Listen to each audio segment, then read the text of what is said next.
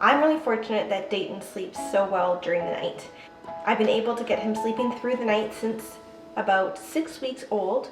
Yeah, when he turned 6 weeks old. Last night though, he got really tired early at about 6 o'clock and I put him down for what I thought was a nap, but he slept straight through the night until 6:30 this morning. Now I know I'm supposed to be waking him up, I'm supposed to be feeding him. I don't care.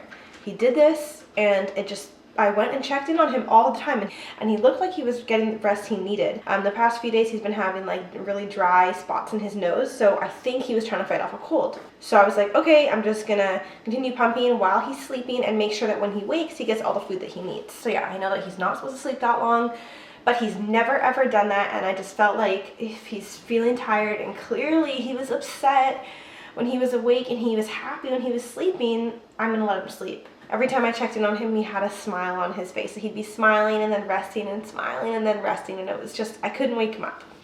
So this morning I wake him up and I feed him, and I also prepared a bottle because I don't know how much I'm producing when I'm breastfeeding. So that's one of the problems that I have, is I struggle with not knowing how full he is, and I have to trust myself with knowing that if he's hungry more, he'll eat. It's like supply and demand. So I know that. I just have a hard time with reminding myself of that every day. So I breastfed him, got a bottle ready, and then I topped it up until he didn't want anymore. So he breastfed, had the bottle, and he was lying down with Zach because he had so much food. I didn't want to pick him up and put him in the car seat right away. I wanted him to rest for a bit.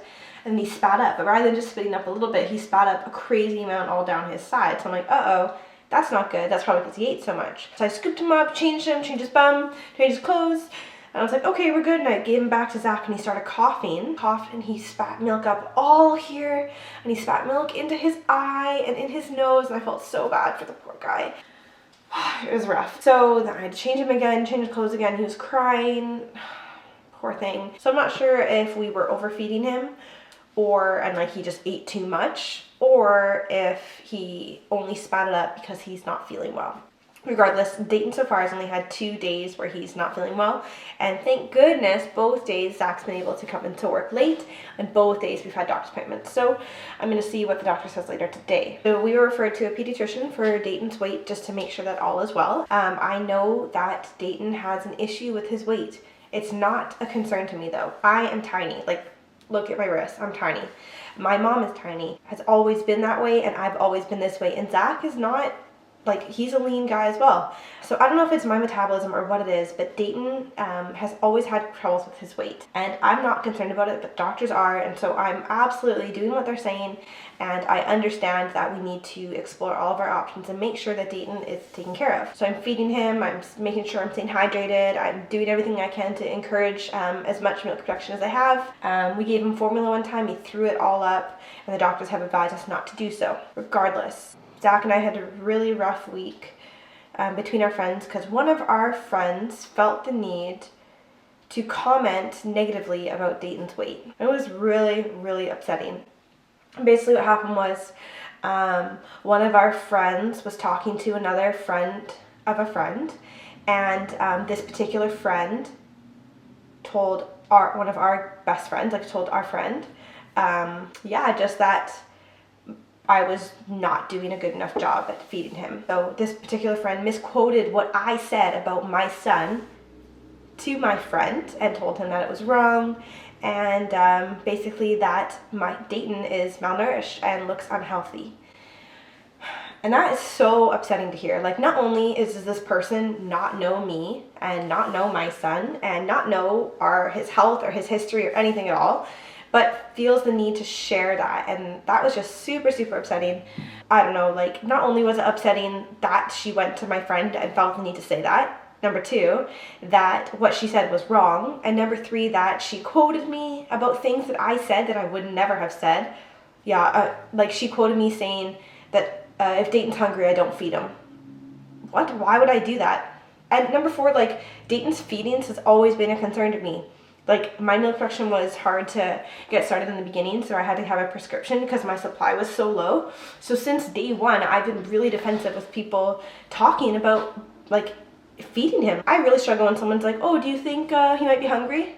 Oh, What is hungry? Yeah, obviously, my job is to feed him and make sure he's okay. Obviously, I'm aware when he's hungry. And do you know how it feels when someone is telling me that he's hungry and I can't do anything about it? It sucks. It sucks. Or when someone's like, do you think he might be hungry? Oh, really? I think I'm just gonna waste some time and feed him in about 6 hours when it's convenient for me. No, I try to feed him as much as I can. Hearing what this girl said to Zach and I was so upsetting, it made me not even want to post any videos or start making a vlog. Because I know how vulnerable I'm putting myself out there, and that people are going to say stuff like, oh, your kid is this, or you're this, or this is wrong, or your husband is this, or your house is this, or I can't believe you do this. I'm saying I don't care what they say, but I know it's going to hurt. But this particular situation struck such a chord with me because we do have an issue with his weight. We do have an issue with Dayton and his feedings, and trying to make sure that he's healthy. I'm still gonna make my videos. I'm not gonna let someone get me down. This weekend, I challenge you to encourage one person that you normally wouldn't encourage. So whether it be a stranger or your mom or dad that does something great, or your friend or your roommate, I don't know, your husband, whatever it is. I encourage you to say something to them, and I challenge you to just be honest and be kind. Just one time. Have that mentality and start adding encouragement into your day so that when blows like this come and hit us, we won't be so shaken up by it because we'll have all this positive encouragement. When I was younger, I read something and it was a challenge, and it said, try to give 3 compliments a day.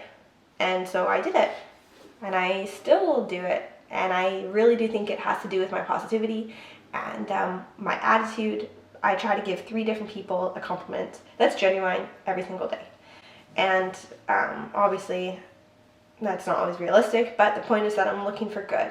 So I challenge you to look for good, to remember to be respectful, and to hold your tongue. Just please be aware that what you're saying affects others, whether or not you realize it. Just be kind.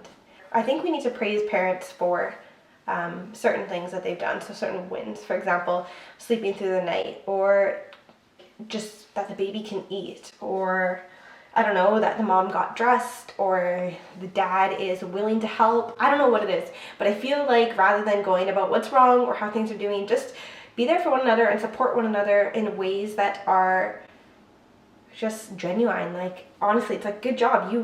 I did half my makeup today. My hair is braided and I keep hiding it because my hair is not done. I've put on lipstick. I don't care. I had a shower today, so I feel pretty good. So I think that we need to recognize the little things and the big things and be there for one another. I also think that we have a lot of friends, and we're very fortunate that our friends are often being like, hey, do you want to hang out? Do you want to hang out? And it's like, no, we don't want to hang out. We're a brand new family, and we will see you, absolutely. But right now, this is a precious stage in my life where I have a new baby and my husband and I are figuring it out together, and we want to figure it out together and kind of just do it on our own. And it's hard to convey that in a respectful way to our friends. Like, I don't know, maybe that's selfish, maybe it's just me, but no, I think there's beauty in holding on to these delicate moments and this precious time where it's just us and it's quiet and it's messy and it's simple and we get to explore this together. I think that's one of the most beautiful things, and I don't want to pack it all up or have someone come over and feel the need to entertain, or even if someone's like, I'll bring dinner, that's so generous. I feel so fortunate that I have people like that in my life, but I don't always want to. We're just trying to enjoy this time. Comments like what our friends did to us, or why I think moms have such a bad reputation of being aggressive and bold and overprotective. Like, why would you ever feel the need to share your opinion about my child? Honestly. Unless you're like, hey, I have an idea about a way that could help you, just be respectful.